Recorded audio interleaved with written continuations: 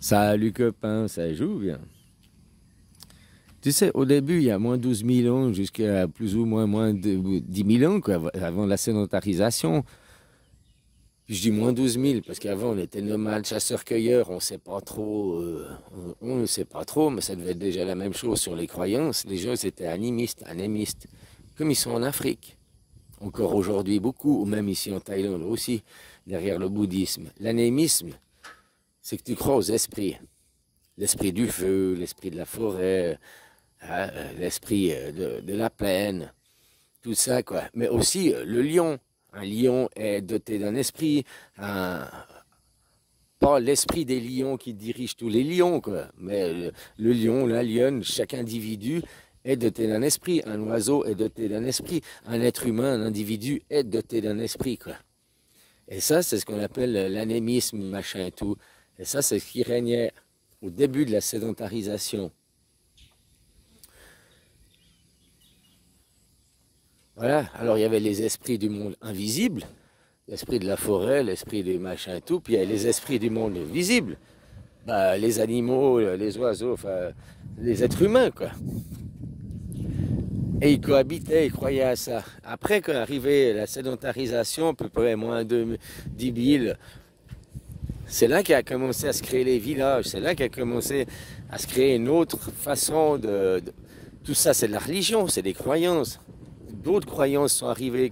Avant, ils étaient nomades, les gens, puis ils embarquaient leurs croyances à droite, à gauche, tu vois, hein, avec eux. Avant d'être sédentaires, après d'être sédentaires, bah, leurs croyances restaient là, par village, par région, et puis elles ont commencé à se fixer ici ou là, leurs croyances. Donc leurs esprits, hein, on va dire. Voilà quoi. Et puis, c'est bon.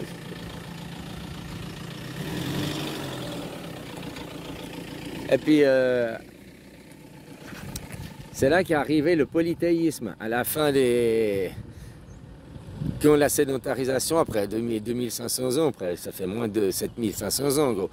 La sédentarisation, c'est là qu'est arrivé le polythéisme.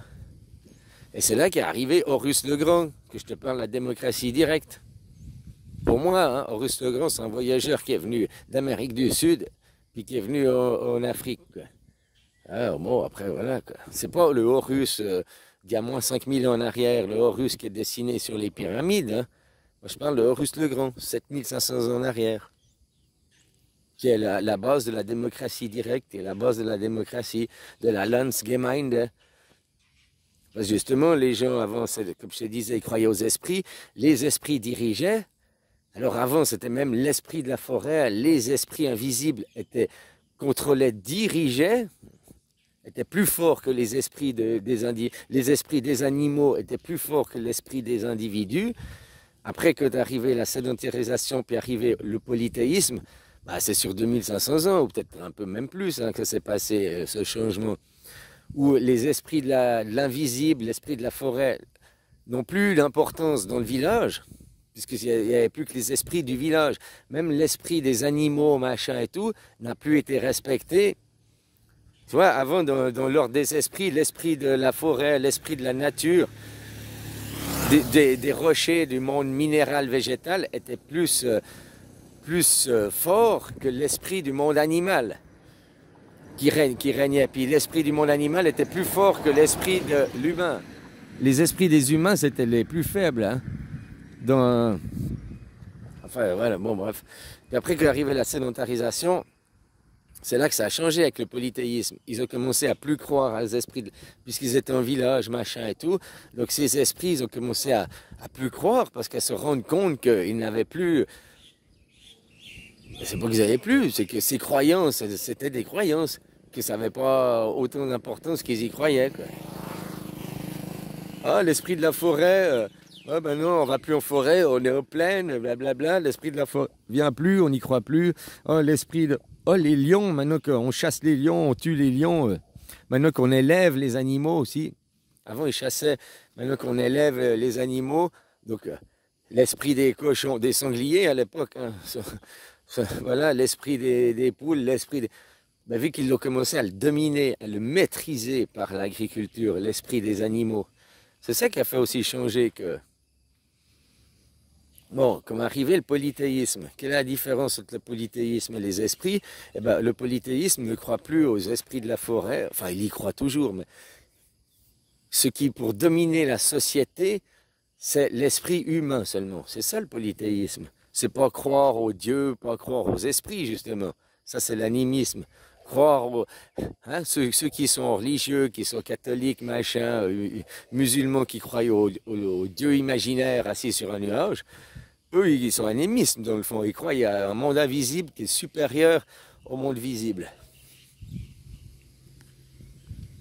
Voilà quoi, donc tu vois, l'anémisme n'est pas fini, hein. Les superstitions, tout ça, ça appartient aussi au monde de l'anémisme. En Thaïlande, ils croient beaucoup aux esprits et tout ça, quoi. Et nous aussi, hein, en Europe, oh non, on croit plus aux esprits et tout, toutes ces superstitions, on ne passe pas sous une échelle, hein, puis si tu croises un chat noir, puis tout ça, c'est de l'anémisme, c'est du monde invisible, superstitieux, qui est plus puissant que le monde réel, quoi. Et c'est ça qui a amené le polythéisme. Le polythéisme, où justement, c'était les gens du village, donc les esprits visibles, les individus qui fixaient la société sans laisser les esprits animaux, les esprits végétaux, minéraux, être supérieurs. C'est là qu'il y a 7500 ans en arrière, en gros, hein, qu'est arrivé l'inversion des valeurs, quoi. Que c'est plus la terre, le rocher, la végétation dessus, les animaux dessus, puis nous les hommes dessus, qui sommes les derniers arrivés, qui devons respecter les autres. C'est non, nous les hommes, nous dominons, et on va tout bousiller ce qui est en dessous, quoi. Et depuis 7500 ans, le monde, c'est ça, hein. On fait que de bousiller, puis de creuser, d'aller bousiller tout ce qui est en dessous, quoi. Regarde aujourd'hui le monde. L'homme supérieur à gogo, non seulement il a bousillé tout ce qu'il a, alors encore pas la profondeur des mers, ou quoi que, hein, on connaît mieux la Lune que nos fonds marins, quoi. Mais la terre, il a creusé et tout, le ciel, maintenant, même dans le ciel, il a été pollué des satellites, machin, même la Lune, une autre planète, il était là pollué. Il y a des rovers, il y a plein de merde qu'ils ont laissé les astronautes dessus, quoi. Hein? Aucun respect des esprits, aucun respect de la vie, quoi. Mais ça, je disais, il y a 7500 ans en arrière, à Horus le Grand, c'est là qu'est née la démocratie directe. Parce que de vivre en village, de plus avoir laissé les animaux être dans le village, et c'était des villages, je sais pas, les plus grands villages, il devait avoir 300 ou 500 personnes, hein, puis peut-être 2000 ou 3000 têtes de bétail, entre les moutons, les vaches, les poules, les machins, tu vois ce que je veux dire? Comme tu es encore dans les campagnes en France, en Suisse, ou peut-être en Suisse, je sais pas, mais je me rappelle, gamin, moi j'avais vécu dans un village, il y avait 350 personnes, puis il y avait peut-être 5000 têtes de bétail, donc voilà quoi. Et on votait dans ce village encore, ils votaient à la main levée, quoi. Je me rappelle, mon père et ma mère, ils allaient, je sais plus quoi, au conseil communal, à la salle communale, puis dès qu'il y avait des trucs, eh ben, chacun avait le droit à la parole, chacun donnait son truc, puis ils votaient à la main levée, quoi. C'est comme ça que ça se passait dans le village encore. Et ça, c'est il y a déjà 30 ans en arrière. 40 ans en arrière, puis j'avais 8 ans, 48 ans. Il y a 40 ans en arrière, c'est encore comme ça, quoi. En Suisse, hein, je parle pas au trou du cul du monde, quoique. Oh, bref. Puis de là, le polythéisme, 7500 ans en arrière, le polythéisme. Le polythéisme, justement, c'est plus croire aux esprits imaginaires, c'est plus croire à l'invisible, c'est croire que à l'esprit des gens. Les gens, aujourd'hui, le polythéisme, il y a 8 milliards de dieux, 8 milliards d'individus qui ont tous leur mot à dire, leur droit de vivre, leur droit de participer à élaborer les lois, hein, pas être juste des esclaves où on subit le dictat des riches qui héritent et qui héritent, quoi. Je m'excuse, moi, tu sais, j'ai vu un truc sur. Moi, je suis même pour. Il n'y a pas de transmission d'héritage. Un chien, quand il meurt, il transmet un oiseau, il transmet à qui son héritage? Ils ont déjà rien, ils n'ont pas d'héritage, hein, mais déjà, tu vois. Donc voilà, toi, tu es parti de rien. Tu as fait ta fortune, tu deviens riche. Bon, ben, que tu veux donner à tes enfants et tout, c'est tout à fait normal. Mais le fait que tes enfants ne soient pas partis de rien, justement, tes enfants qui ne soient pas partis de rien, au lieu de partir du rez-de-chaussée, ils soient partis déjà je sais pas, du 3 au 4e étage. Comment dire, ils n'ont jamais touché les pieds au sol, quoi. Ils n'ont jamais connu la vraie vie, quoi. Et après, qu'est-ce qu'ils vont faire? Ou ils vont peut-être couler, ou ils rester. Puis après, leurs enfants, ils naîtront au 3e, 4e étage. Puis leurs enfants, puis peut-être au 7e. Puis c'est des gens qui seront cultivés hors sol, qui vont faire des familles hors sol. Ouais, je parle pas des gens lambda qui vont transmettre, je sais pas, 20 000 ou peut-être un qui a économisé beaucoup, 100 000 à ses enfants. Je parle de ceux qui sont millionnaires et plus, quoi. Hmm. Tout d'un coup, un jour, ça te tombe sur le coin de la gueule, tu as de l'argent. C'est comme gagner au loto, quoi. Tu as vu que 80% des gens qui gagnent au loto, déjà, ils savent pas quoi faire de leur argent, ils le claquent, machin et tout, parce que tu étais travailleur. Tu n'as pas été initié à investir. C'est aussi un travail d'être riche. Hein. C'est aussi une façon de penser, une philosophie différente d'être riche ou d'être pauvre. Alors que tout d'un coup, tu te chopes le loto, tu es riche, mais que tu as toujours ta mentalité de pauvre. Je paye des verres aux copains, machin, machin. Voilà, ton argent, il claque. 80% des gens qui gagnent au loto, ils finissent ruinés, quoi. Ou ils finissent, pas forcément ruinés, mais ils percent pas, quoi. T'as déjà vu franchement, là, dans les millionnaires, dans les milliardaires, dans les chiffres, dans les 100 plus riches de la planète, dans ceux qui sont des hommes d'affaires, est-ce qu'il y a des gagnants du loto qui le sont? Ben non. En tout cas, pas à ma connaissance, ou peut-être tu vas me dire il y en a un ou deux, je sais pas. Mais à ma connaissance, non. Tous les gagnants du loto, aucun, il fait partie d'une entreprise du CAC 40 après, quoi. Ah, peut-être qu'il a. Mais je dis que un, avec son argent du loto, aurait développé une entreprise qui serait devenue une multinationale au CAC 40, qui serait devenue Elon Musk, quoi, ou qui serait devenue. Non, aucun qui a gagné au loto. Tu tombes l'argent sur le coin de la gueule, tu sais pas quoi. Voilà, tu fais de la merde.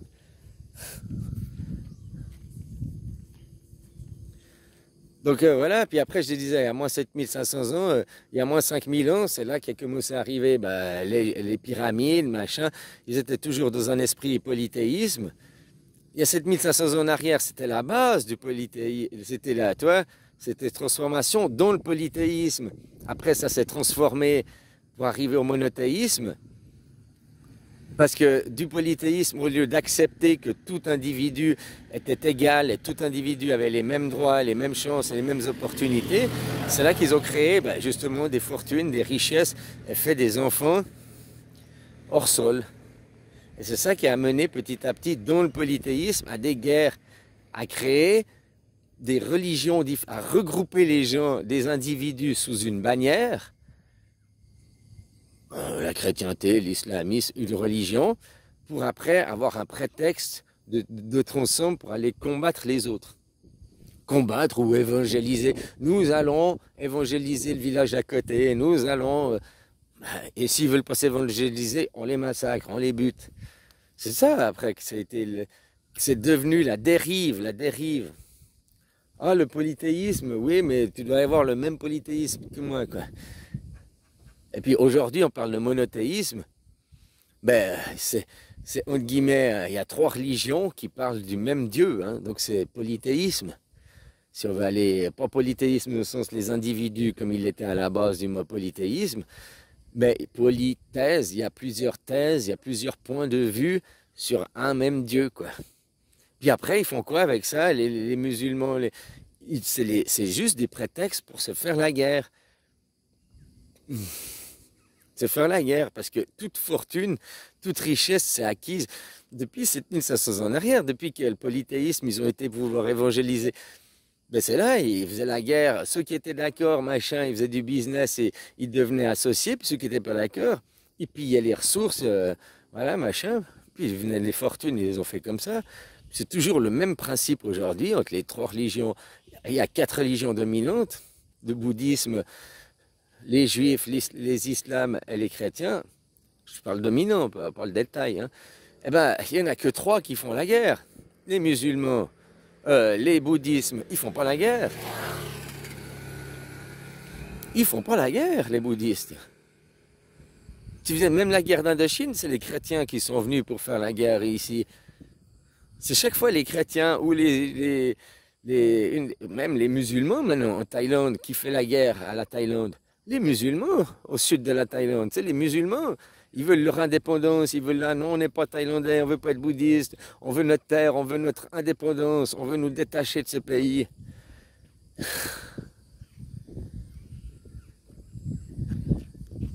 Alors voilà, eux, ils sont instrumentalisés derrière, hein, parce que, voilà, toujours à qui profite le crime, regarde où va l'argent, puis tu remontes toujours à la diaspora, que je vais pas dire le nom, parce qu'autrement, on te dit que tu es contre les mythes et légendes, quoi.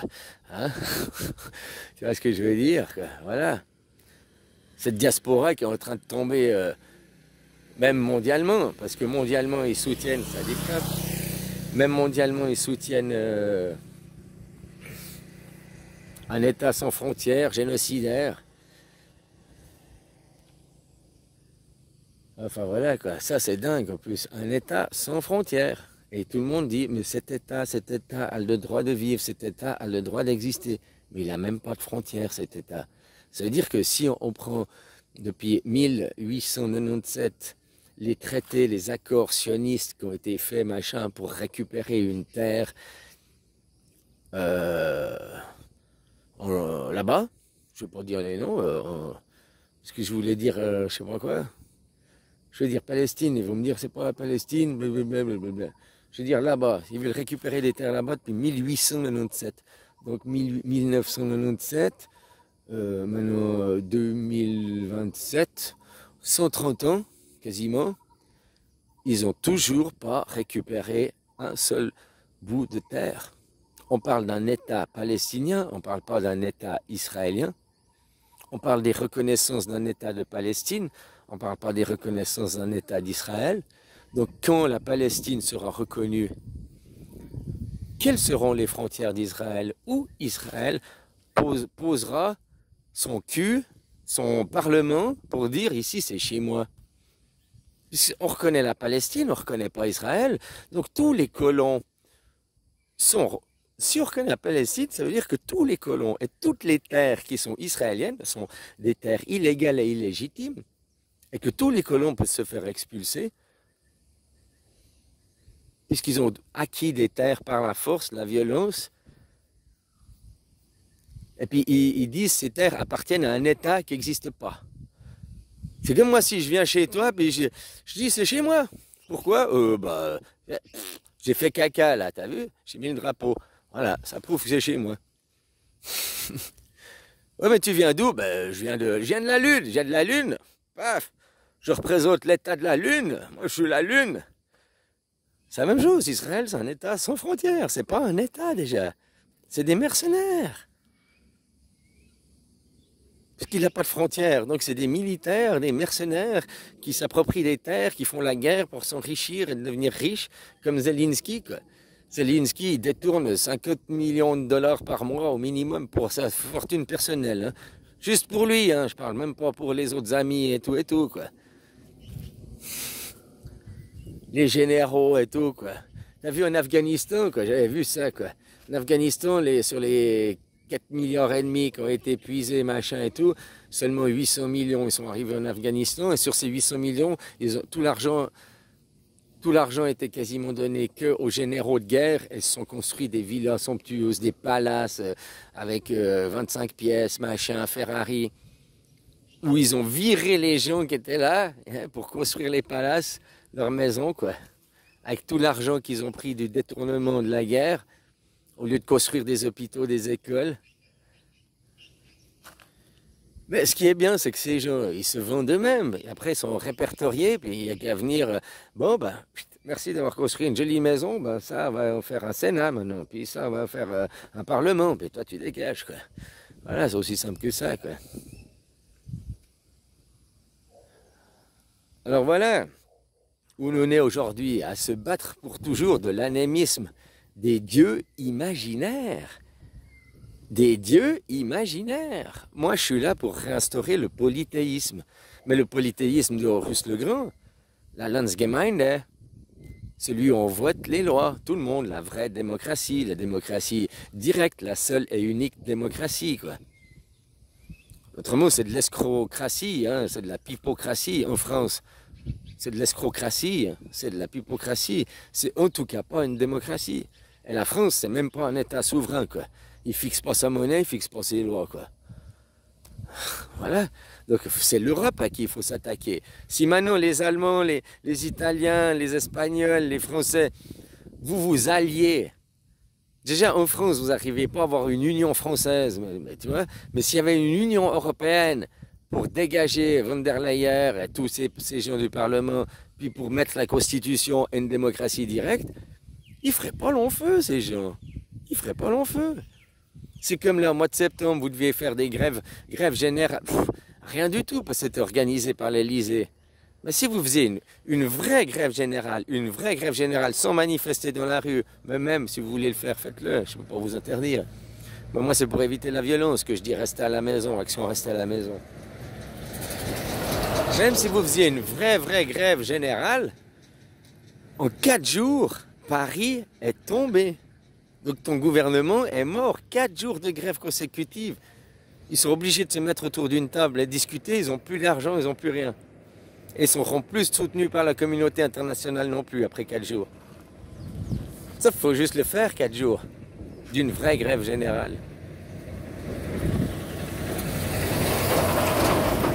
Voilà quoi. Bon, j'ai fini le sujet quoi. Merci de m'avoir laissé des likes hier et tout. Tout quoi, ça m'a motivé à faire. Et puis, non, je sais pas, sur mon nouveau, j'aime pas ce nouveau téléphone, c'est dingue. Ça fait déjà 6 mois que j'avais acheté le téléphone. J'utilise toujours le vieux parce que j'ai pas acheté un modèle extraordinaire. J'ai acheté, là j'ai le A12, Samsung A12. Hein. Je suis pas du haut de gamme. Puis là j'ai acheté le A16, la nouvelle version quoi. Il va mieux, il va plus vite et tout. Mais je l'aime pas. La coque elle est en plastique, c'est léger. Là j'ai une coque en acier, c'est lourd dans la main. L'écran, il est plus, j'ai plus de pixels sur mon vieux téléphone. J'ai un écran, je sais pas combien c'est, 1000 pixels, puis l'autre j'ai 800 pixels, quoi. Donc j'ai, hein?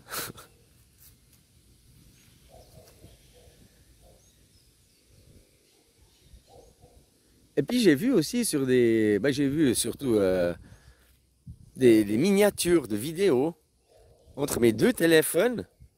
J'ai pas la même miniature. Je sais pas si toi tu as déjà remarqué. Peut-être ça le fait aussi entre ton téléphone et un ordinateur. Je n'ai pas d'ordinateur, donc je peux pas savoir.